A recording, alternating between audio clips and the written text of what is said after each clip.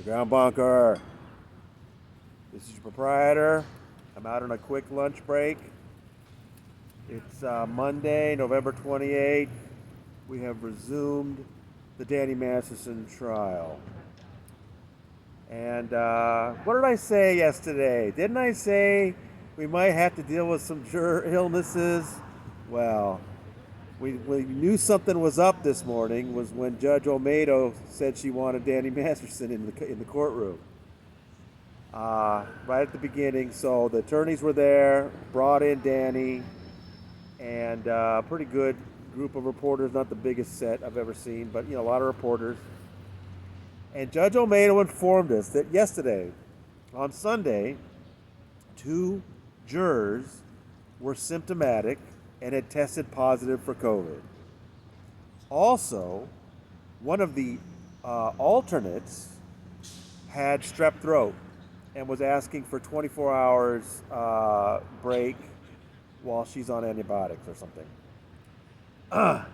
So Judge Olmedo said she wanted to hear from both sides, but that her inclination was to replace the 2 jurors who were COVID positive with alternates, and also to excuse the alternate who had strep throat.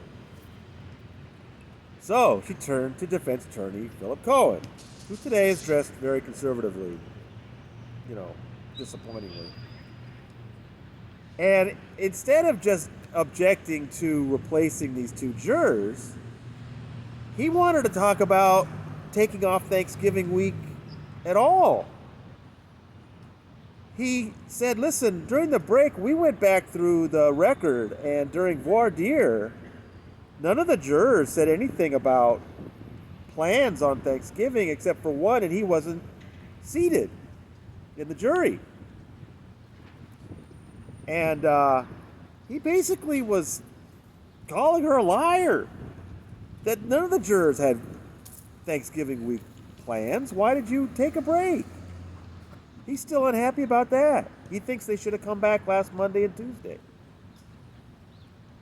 Well, Judge Olmedo assured him that 4 or 5 of the jurors had said they had plans for Thanksgiving week, and they had communicated this to the clerk, and she was going to have the clerk put those communications on the record. And I didn't hear him say it, but she said that she was denying his motion for a mistrial, and she was going to go ahead and replace those jurors. So they brought the jury in, they brought in the alternates, and we saw the 2 open seats. Juror seat number 2, which I believe was a middle-aged Hispanic woman, and juror seat number 7, which is right in the front on the left side. This was the woman who I believe had told us she works at Fox Sports, and she had been an alternate who had become part of the regular jury. Those are the 2 that apparently tested positive for COVID and were missing. So numbers were taken out of a hat, and of the 3 remaining alternates, a Hispanic man, and a black woman were chosen. So I think that brings us back to 6 men, 6 women, and I believe it's 4 white people, 4 Latinos, 3 black people, and 1 Asian woman. Makes up the jury, and the only alternate left is an Asian man, older guy. So they're down to 1 alternate. And we wondered, and see then, this is the way it works in court, is that with jurors replaced, they have to start over from the beginning. She made that clear to them, disregard everything you've done to this point, start over from scratch.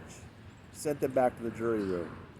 And we wondered, of course, I'm getting questions from people, were the holdouts replaced? You have to understand, we don't know what the split is. We don't know who was on one side and who was on the other. We just have no idea. Of course, people have some guesses, but that's all they are. So now we're wondering, okay, what's going to happen? You've got a new jury that's 6 men, 6 women starting over again.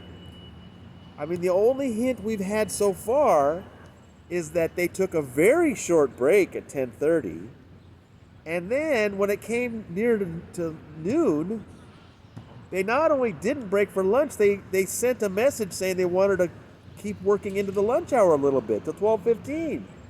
Ended up being till 12:18. This jury's getting something done. You know, they're making some sort of progress. They're not taking the same sort of breaks that they were a week and a half ago.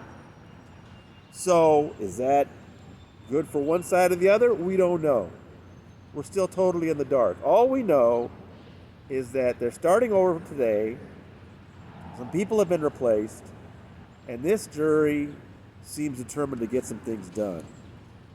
Well, it'd be nice if they came up with a verdict this week and we won't have to come back. But that's what we know so far.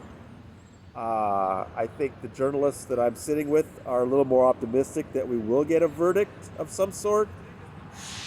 Maybe tomorrow.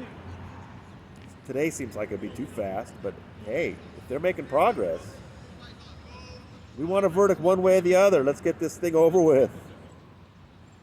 All right, I'm going to go get a bite to eat for lunch and get up there for the second half. Great reactions I'm getting from people. Thank you. Appreciate it. We're getting there, people. We might get us a verdict. All right. From the Clara Shortridge Foltz Criminal Justice Center at the lunch break, your proprietor signing out.